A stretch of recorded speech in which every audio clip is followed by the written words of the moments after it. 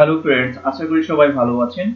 তো আজ আমি আপনাদের দেখাবো যে কিভাবে গুগল ম্যাপস ইউজ করতে হয়। অর্থাৎ গুগল ম্যাপস এর মাধ্যমে আপনি কিভাবে আপনার গন্তব্যস্থলে পৌঁছাতে পারেন। অপরিচিত কোনো জায়গায় যাবেন, সেটা আপনি কিভাবে যাবেন সেই লোকেশন আপনাকে দেখাই দিবে, এবং কোন জায়গায় জ্যাম আছে, কোন জায়গাটা ফ্রি আছে সেই লোকেশনটাও দেখাই দেবে। এবং লাইভ আপনি দেখতে পাবেন যে আপনি গুগল ম্যাপস এর সাথে আপনি কিভাবে চলতেছেন, অপরিচিত জায়গায় কিভাবে যাবেন, কোন লোকেশনের মাধ্যমে যাবেন, সেটি লাইভের মাধ্যমে দেখাবে। তো আমরা গুগল ম্যাপস নামে যে ওয়েবসাইটটি রয়েছে, অর্থাৎ গুগলের প্রোডাক্ট, এই ওয়েবসাইটে আসবো আমরা। আর এটিতে আসার জন্য আমরা googlemaps.com নামে সার্চ করলে পেয়ে যাব, অথবা যদি আপনাদের জিমেল আইডি থাকে, জিমেল আইডির যে অ্যাপস আইকন রয়েছে, অ্যাপস আইকন থেকে ম্যাপসে ক্লিক করলেও আপনারা এই পেজে চলে আসতে পারবেন। তো এখান থেকে আপনারা যদি অন্য কোনো জায়গায় যেতে চান, আপনি যেই লোকেশনে আছেন, বর্তমান যেই পজিশনে আছেন, সেই জায়গা থেকে যদি আপনার গন্তব্যস্থলে যেতে চান বা পৌঁছাতে চান, সেক্ষেত্রে অর্থাৎ এই আইকনটিতে ক্লিক করতে হবে, ডাইরেকশন। আইকনটিতে ক্লিক করে আপনার লোকেশন ট্র্যাক করবেন, অর্থাৎ লোকেশনের জন্য এই আইকনটিতে ক্লিক করতে হবে, শো ইউর লোকেশন, এখানে ক্লিক করতে হবে। ক্লিক করার পরে আমি কিন্তু এই যে পজিশনে আছে, অর্থাৎ এই পজিশনে ক্লিক করেছি। ক্লিক করার সাথে সাথে এটির অ্যাড্রেস এখানে চলে আসছে, এবং আপনি যেখানে যাবেন সেই লোকেশনটা নাম লিখবেন। যেমন আমি এখন যেতে যাচ্ছি মাওয়া ফেরিঘাট জামি মসজিদ, অর্থাৎ মাওয়া যে এখানে ব্রিজ হচ্ছে, পদ্মা ব্রিজ হচ্ছে, সেই ঘাটে আমি যেতে যাচ্ছি। ওকে, তো এখানে আমাকে তিনটি রুটের মাধ্যমে দেখাচ্ছে যে আপনার যেতে হলে ভায়া ঢাকা মাওয়া, অর্থাৎ 1 hour 37 মিনিট সময় লাগবে। এখানে রয়েছে 1 hour 49 মিনিট এবং 2 hours 8 মিনিট সময় লাগবে, এবং কোন কোন লোকেশনের মাধ্যমে আপনি যেতে পারবেন সেই রুটগুলো এখানে দেখা যাচ্ছে, এবং কোন কোন জায়গাতে জ্যাম পড়বে, অর্থাৎ সেই জ্যামের যে চিহ্ন, অর্থাৎ এখানে লাল চিহ্নের মাধ্যমে বোঝানো হয়েছে যে এই জায়গাতে জ্যাম আছে, এই জায়গাগুলোতে। আর এই যে জায়গাগুলো আছে, এই জায়গাগুলো হচ্ছে ফ্রি, এবং এটা ধীর গতিতে যানবাহনগুলো এখান দিয়ে চলাচল করতেছে। এখন বর্তমান লাইভ দেখাচ্ছি।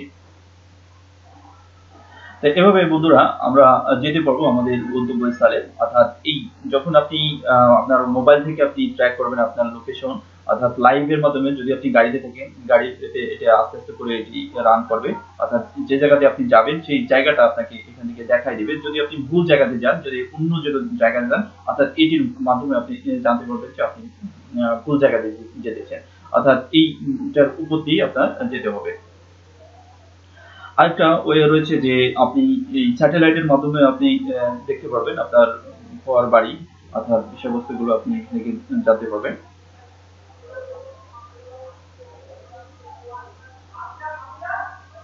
স্যাটেলাইটের মাধ্যমে আপনি খুব সহজেই দেখতে পারবেন যে এখানে কোন জায়গাটার মধ্যে কি রয়েছে না রয়েছে, সমস্ত কিছু এখানে দেখা যাবে।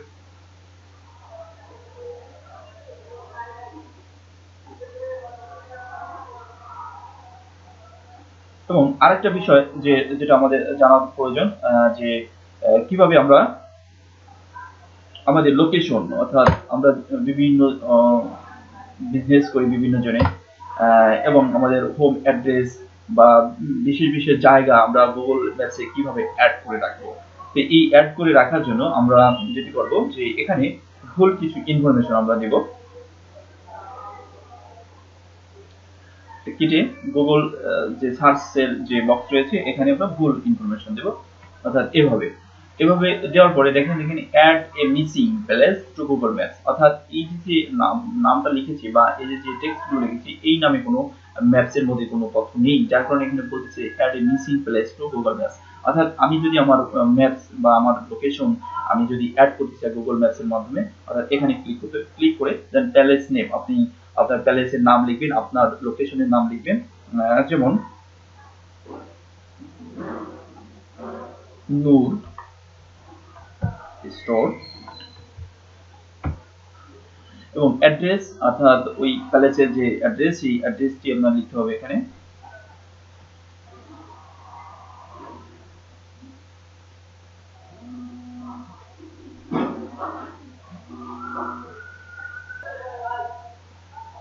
হ্যাঁ বন্ধুরা, এখন নূর রেস্টুরেন্ট এটি আপনার যে সার্ভিস থাকবে, যে বিষয়ের উপরে আপনি নাম দিতে চান সেটা নাম দিবেন এবং আপনার যে অ্যাড্রেস, এই অ্যাড্রেসটি লিখতে হবে এবং অ্যাড্রেসটি লিখতে হবে অর্থাৎ প্রথমে ওই জায়গার নাম, তারপরে উপজেলা, তারপর ডিস্ট্রিক্টের পরে বাংলাদেশ, ঠিক আছে, বা ঢাকা ডিভিশন অর্থাৎ যে ডিভিশনের মধ্যে আর কি পড়ে, এবং ক্যাটাগরি অর্থাৎ কোন ক্যাটাগরির আপনি বিজনেস করতেছেন সেই ক্যাটাগরি এখান থেকে সিলেকশন করে নিতে হবে।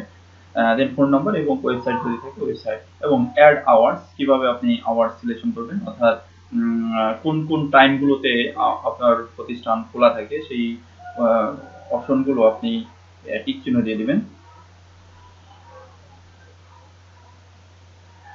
টিক চিহ্ন দেওয়ার পরে অর্থাৎ কোন কোন টাইম থেকে আপনি প্রতিষ্ঠান ওপেন রাখেন সেই টাইমটা আপনি এখান থেকে সিলেকশন করে দিবেন।